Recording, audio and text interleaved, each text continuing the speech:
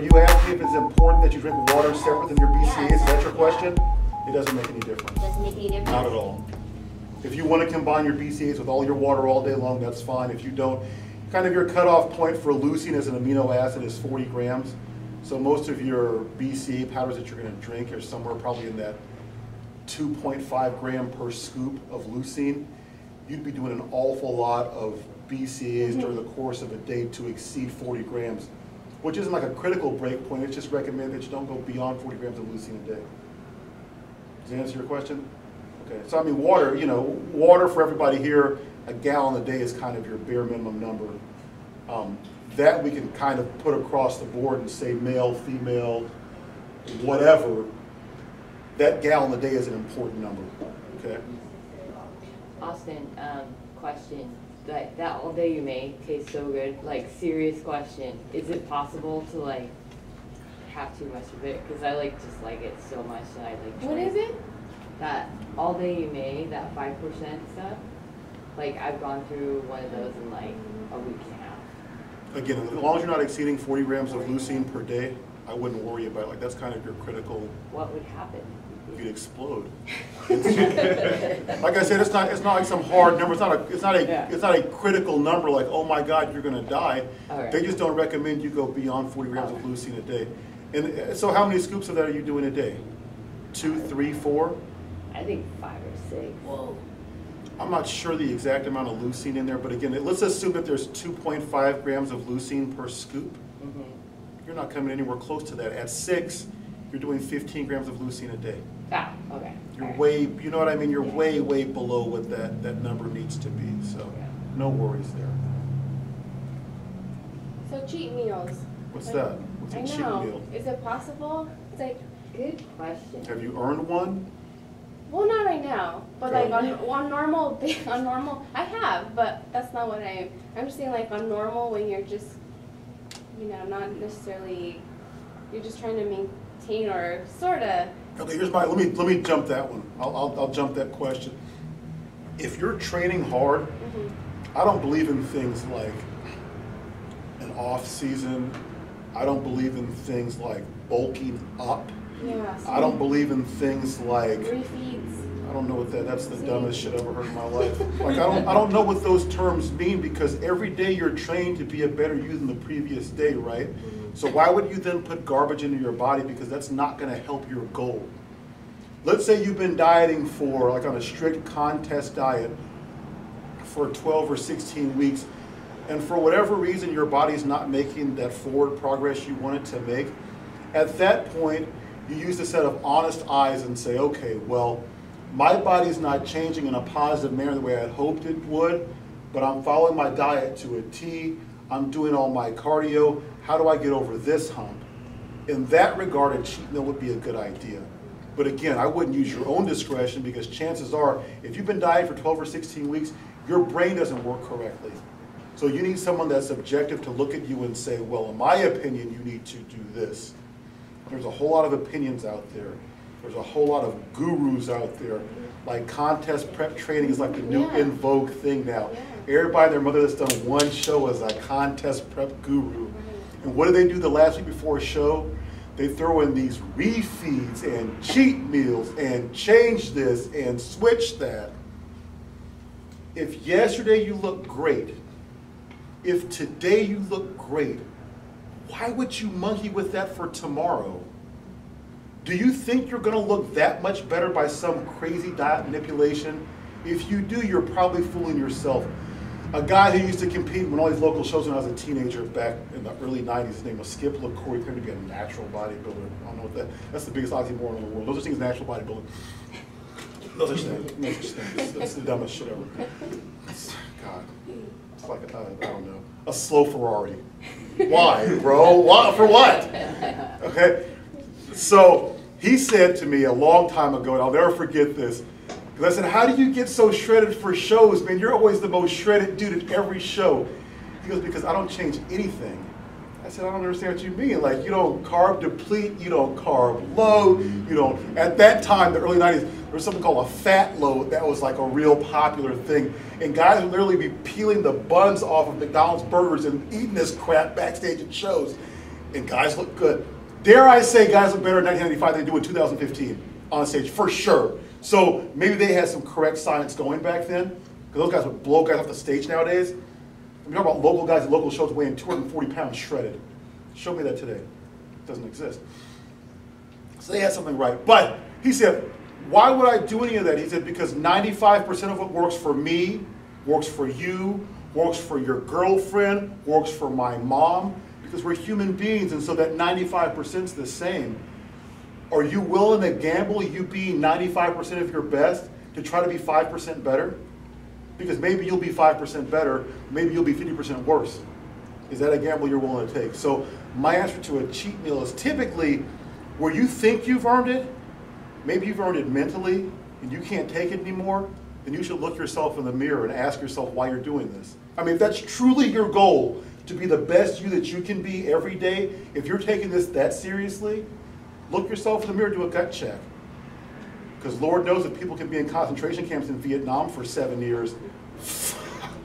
You can't eat all that food on your diet. You're mentally breaking down. I've had clients crying to me on the phone. I can't do it anymore. It's just so tough. Oh God, if I ate broccoli again, I don't know what I'm gonna do. Hey, here's a simple answer. Don't do it. Go join the place with the Tootsie Rolls or the pizzas. No, seriously, because like, it's not that tough. But every day today's a building from yesterday, tomorrow's a building from today. It's a constant trying to improve. So every day you're training or dieting or resting or whatever to be better every day. It doesn't stop. When it stops, and I'll give you the off-season example. I've seen way too many bodybuilders go up to like 300 pounds and they're walking around and it's like, and you guys go to your gyms and watch the guys when they walk in the gym, they certainly go, and they walk around the gym like this. And it's awesome to see, and I think it's the funniest thing ever. Because when you're around like real awesome pro bodybuilders, their guts stick out, they're just chilling because they don't have anything to prove. But the gym rats who have taken every steroid under the sun for the past 5 years, and now you're 6'1", 195, bro. Like you're an awesome specimen of something. And these are the guys that you hear these reefy, it's all these crazy things. If you go up to 300 pounds and you weigh 200 pounds on contest day, you're a moron. You like doing cardio. You should ask Precor if you can be one of their test dummies for their cardio equipment, because there's no reason to do that. If you compete at 206 on contest day, you should probably be walking around at 220, 225, and then lose those last 10 pounds of fat and 10 pounds of water. But people get way too out of shape to try to pull way too far back. And that's when you have hard body parts on a bodybuilding stage and not a hard physique on a bodybuilding stage. And some of this is just like, Nope. you know, but whatever. You guys, okay, next. How important is the pre-workout drink? I've never taken one in my entire life other than to take it to try it. If you're not motivated to get your ass in the gym, guess what? You don't go. No, does it help? With nothing muscle building wise whatsoever. How about the recovery drink? Nothing's more important. That meal that you intake after you work out is the most important meal of your entire day. Okay, and that's the one where you should probably push the most carbohydrates. Within 40 minutes after working out, or is there a time? I think as far as a recovery drink goes, it's immediate. You want an immediate uptake. When you say drink, it's a protein shake, right? Not necessarily. It can be amino acids and like your BCAAs and your glutamine together. It could be, my personal recovery drink is a combination of aminos, creatine, and carbs. So I'll do that, and then within a half an hour thereafter, I'll have a food meal. But it depends on the person. I mean, if you like protein shakes for me are fillers. But like my shakes are probably not like you guys' shakes, because if I do a shake, it's a ratio of half carb and half protein. I'm a big carbohydrate fan, but my body is used to that. So if your body, and only because I trained it this way, years ago, like 2005, 10 years ago, Jesus Christ, I didn't do carbs a lot. because the people that I was talking to about dieting at the time, they weren't big carbohydrate fans. And so I would go days and days and days into ketosis, which is basically your muscles are catabolizing themselves. You're going beyond the point of a maintenance, but you're digging into those holes. And so it's good for fat loss on the one hand. On the other hand, it's not good for bodybuilding, because bodybuilding's being the most big shredded person you could possibly be on that stage. So you're working against yourself in that regard. When I'd have my carb days, I would notice not that next day, but 2 days later, my muscles would fill up. So there's a fill that takes place depending upon how depleted you are. The point of this is, if you're not doing something to offset your muscles becoming constricted, which would be a lack of carbohydrates, you don't know how to time that to come out of that. So if I can see it physically on myself 2 days later with carbs, after every workout, because you know you're depleting carbs during the workout, that's the ideal time to feed with carbs.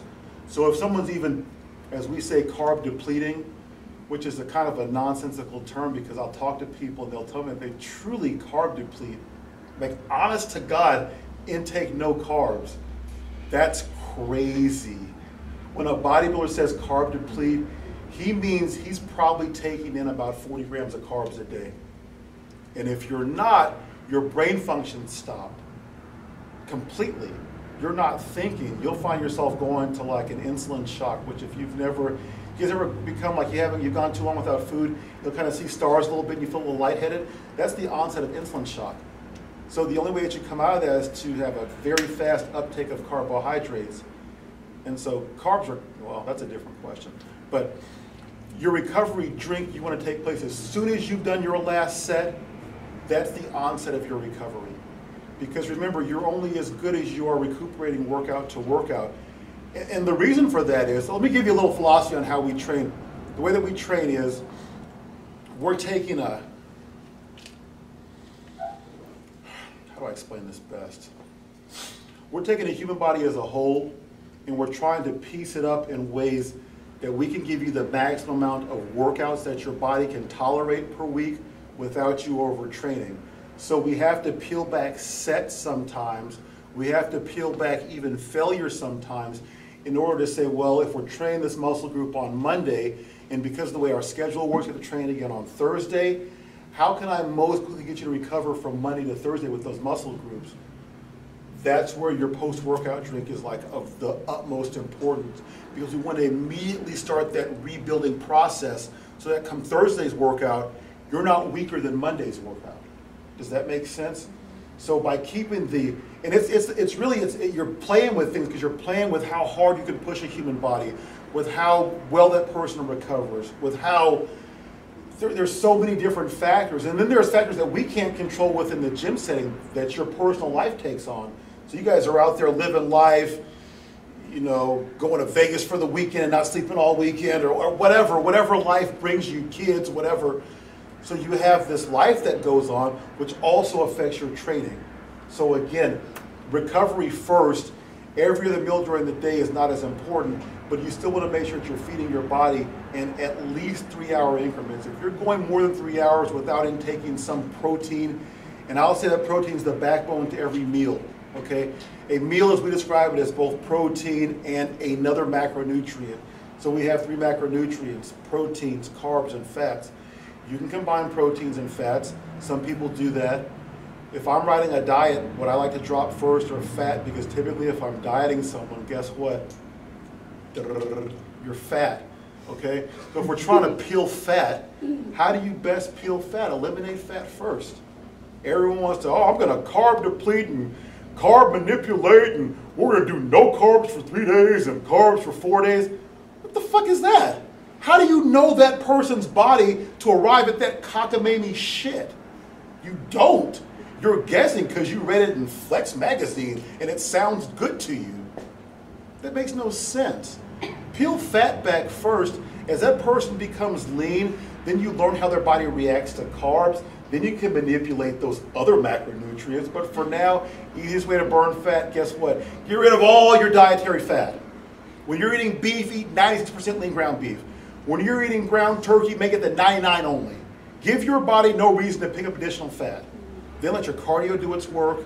Let your diet do its work. let your workouts do its work, and see what happens. And then hit a sticking point, then ask an expert, okay? How much cardio do you recommend?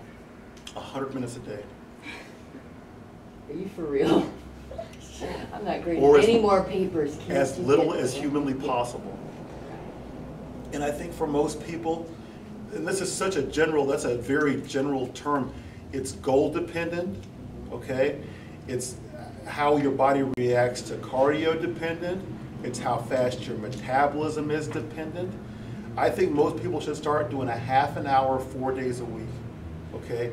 You see what a half an hour, 4 days a week does for your body. If at that time you don't see the changes that you want, and you're not lying to yourself about your diet and your workouts, then maybe it's time to increase the cardio. So maybe you go a 35-minute session, or maybe you add in a 5th day of cardio.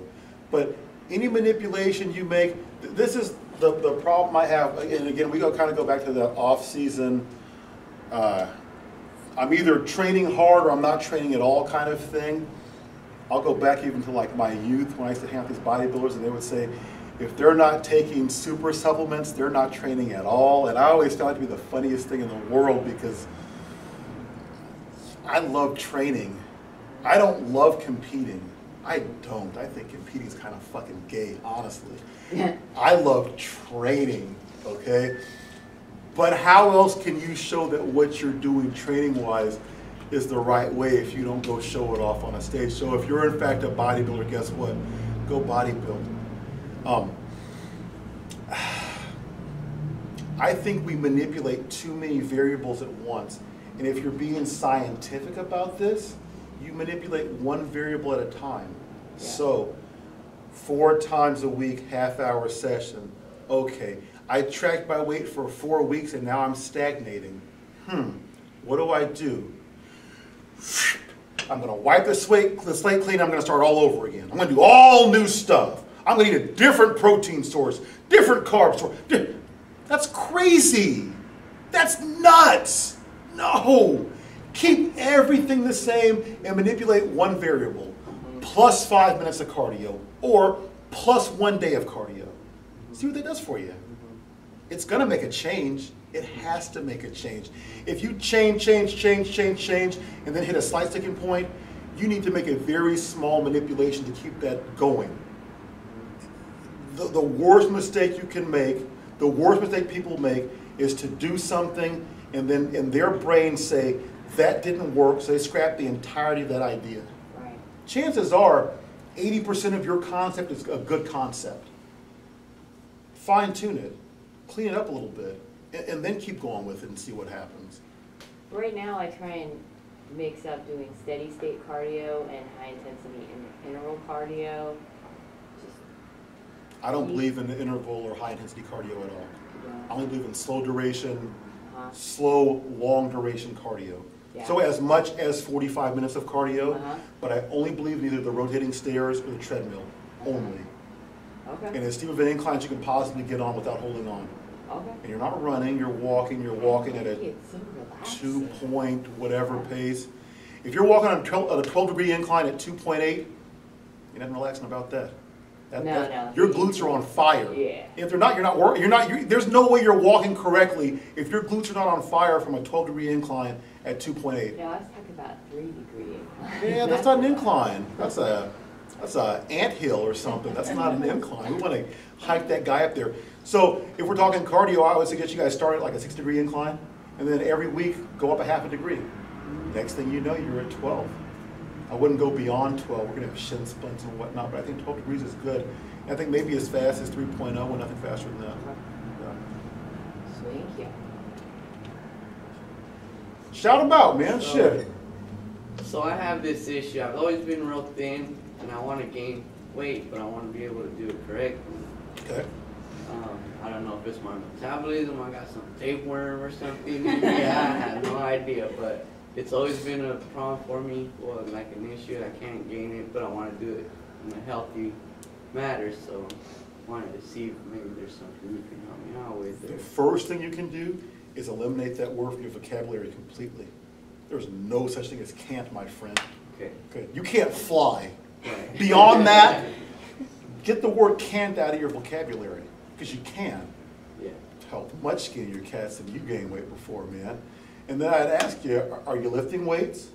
Are you doing enough calories per day? Are you doing a consistent amount of calories every day? Or are your days hit and miss? Or one day, I ate hell of food. I love hell, that's my favorite Valley word. I ate hell of food on this day. The next day, you ate so much hell of food that you ate nothing the next day.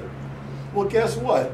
Your body's taking those 2 days worth of calories, add them together, divide them in half, there's your average calorie for the day. Probably barely enough to maintain your current body weight. So if you throw more food, specifically more protein into the mix, your body will grow.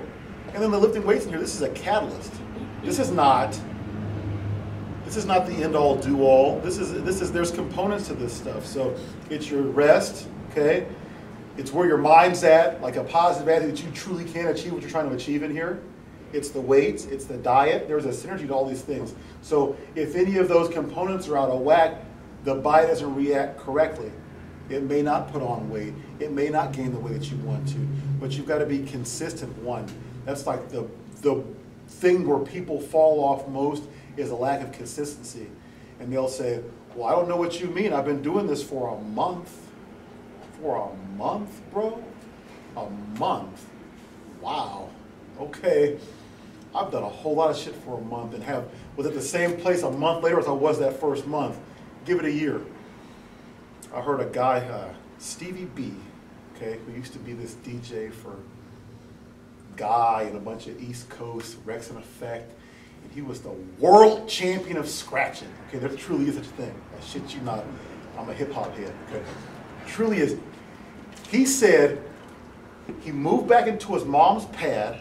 He goes, and I was, doing little local gigs here and local gigs there. And he goes, I thought I was, New York ready. He goes, moved back into mom's place. He goes, because I wanted to be the best.